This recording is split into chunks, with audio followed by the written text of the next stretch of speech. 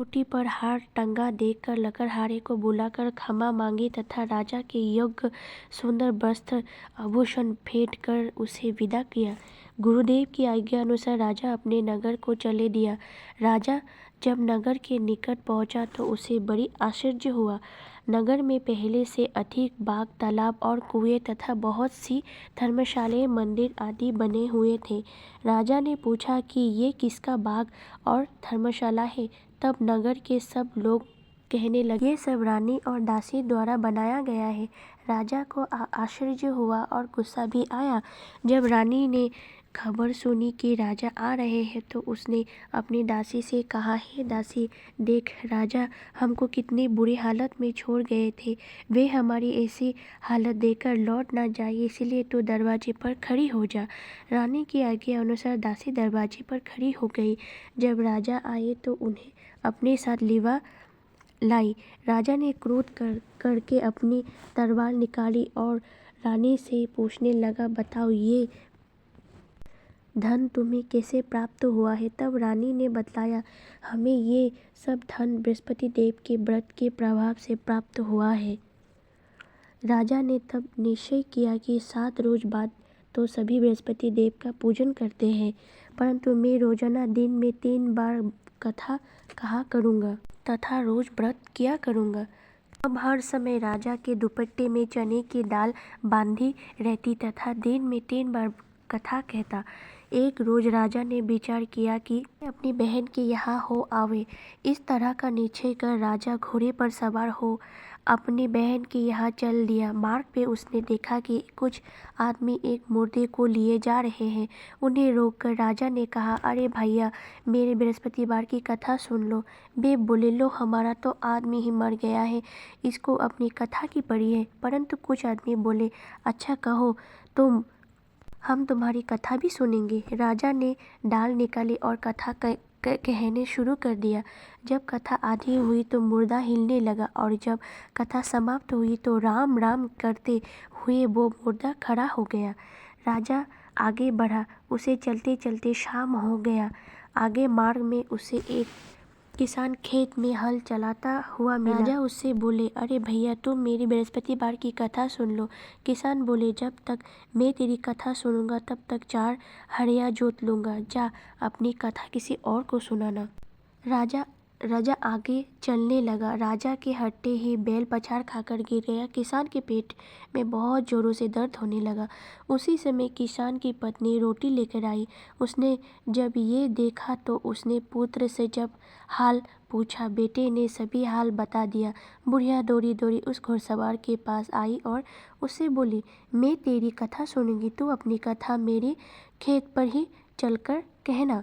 राजा ने लौटकर बुढ़िया के खेत पर जाकर कथा कही, जिसके सुनते ही बैल खड़े हो गए तथा किसान के पेट का दर्द भी बंद हो गया। राजा अपनी बहन के घर पहुंच गया। बहन ने भाई की खूब मेहमानी की। दूसरे रोज प्रातःकाल राजा जागा तो वो देखने लगा कि सब लोग भोजन कर रहे हैं। राजा ने अपनी बहन से जब पूछा कि ऐसा कोई मनुष्य है जिसने भोजन नहीं किया हो तो मेरी बृहस्पतिवार की कथा सुन ले। तो बहन बोली, हे भैया, ये देश ऐसा ही है। बहन, पहले यहाँ के लोग भोजन करते हैं, बाद में अन्य काम करते हैं। अगर पड़ोस में से कोई हो तो मैं देख आऊँ। ऐसा कहकर बहन देखने चली गई, परंतु उसे कोई भी ऐसा व्यक्ति नहीं मिला जिसने भोजन ना किया हो। वो एक कुम्हार के घर गई जिसका लड़का बीमार था। उसे मालूम हुआ कि उसके यहाँ 3 दिन से किसी ने भोजन नहीं किया है। रानी ने अपने भाई की कथा सुनने के लिए कुम्हार को से कहा। वो तैयार हो गया। राजा ने जाकर बृहस्पतिवार की कथा कही, जिसको सुनकर लड़का ठीक हो गया। अब तो राजा की प्रशंसा होने लगी। एक दिन राजा ने अपनी बहन से कहा, हे बहन, मैं अपने घर जाऊंगा, तुम भी तैयार हो जाओ। राजा की बहन ने अपनी सास से अपने भाई के साथ जाने के लिए आज्ञा मांगी। सास बोली, चली जा, परंतु कोई लड़के को मत ले जाना, क्योंकि तेरे भाई के घर कोई भी संतान नहीं है। बहन ने अपने भाई से कहा, हे भैया, मैं तो चलूँगी, परंतु कोई बालक नहीं जाएगा। राजा ने कहा, जब कोई बालक ही नहीं जाएगा तो तुम जाकर क्या करोगी? दुखी मन से अपने नगर को लौट आया। राजा ने अपनी रानी से कहा, हम निसंतान हैं, इसीलिए कोई हमारा घर आना पसंद नहीं करता है। इतना कहकर वो बिना भोजन आदि किए तपस्या पर लौट गया। रानी बोली, हे प्रभु, बृहस्पति देव ने हमें सब कुछ दिया है, वे हमें संतान भी अवश्य देंगे। रात बृहस्पति देव ने राजा के स्वप्न में कहा, हे राजा, उठ, सभी सोच त्याग दे, तेरी रानी गर्भवती है। राजा को ये जानकर बड़ी प्रसन्नता हुई। रानी के गर्भ से एक सुंदर पुत्र पैदा हुआ। जब राजा की बहन ने ये शुभ समाचार सुना तो वो बहुत खुश हुआ तथा बधाई लेकर अपने भाई के यहाँ आई। तभी रानी ने कहा, घोड़ी चढ़कर आई नहीं आई, गधा चढ़कर आई।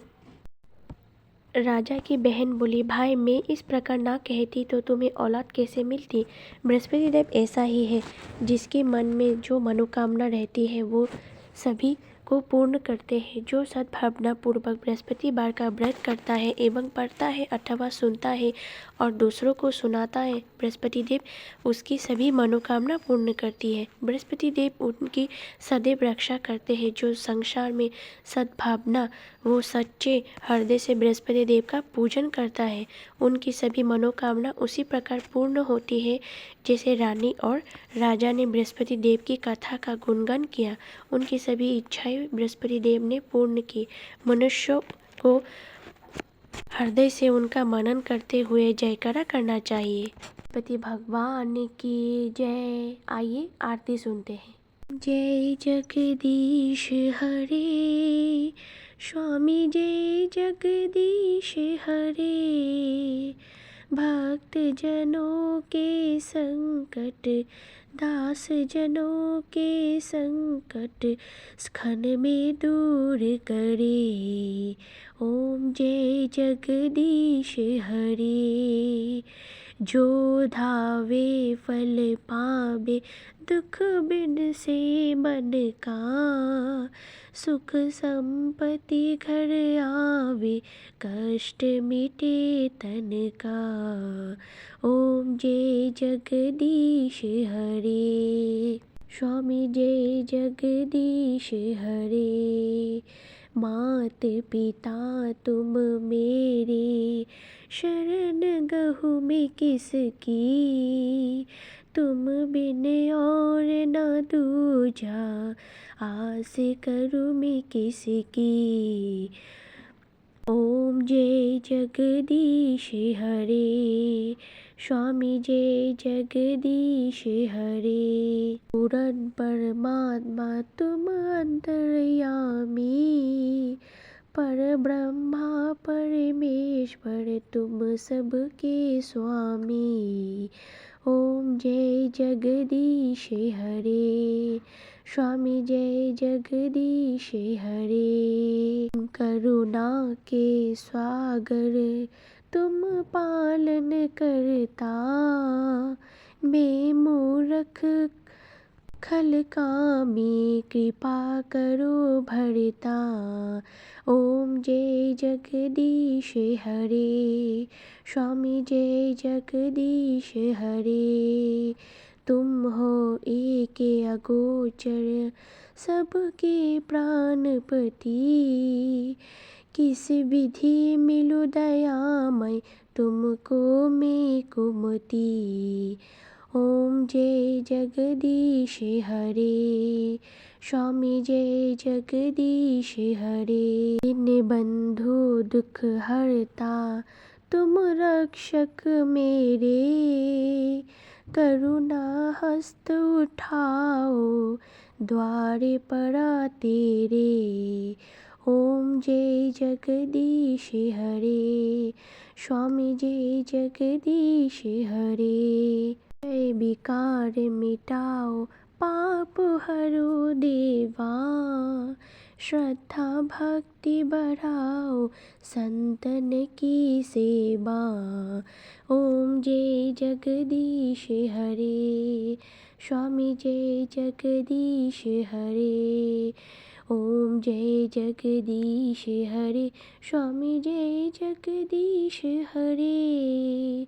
भक्त जनों के संकट सन में दूर करे। ओम जय जगदीश हरे, स्वामी जय जगदीश हरे। जय बृहस्पति भगवान की।